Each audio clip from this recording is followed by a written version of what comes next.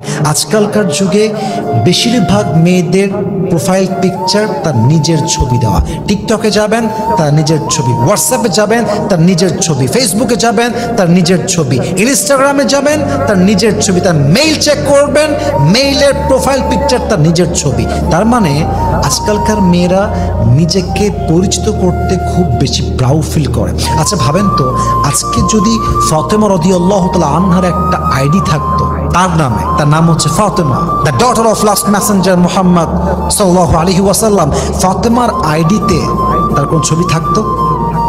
থাকতো না।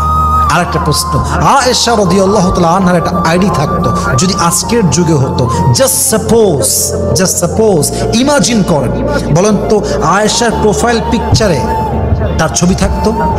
তার বেপরদার ছবি থাকতো?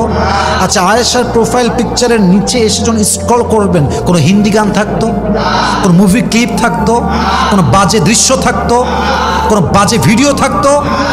So try to be like that, try to B different.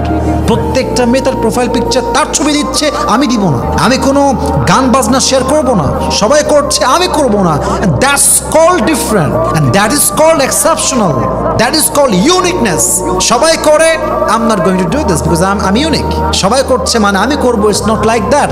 সবাই তার ইজ্জত বিলাই দিয়েছে, আমি বিলাবো না। সবাই তার লজ্জা ভুলে গিয়েছে, আমি ভুলবো না।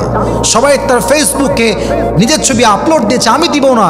এবং এই প্রত্যেকটা আমল আমাকে সবার মাঝে সেরা বানায় দিবে, ঠিক কিনা বলেন? So stay hidden where possible, specially in online.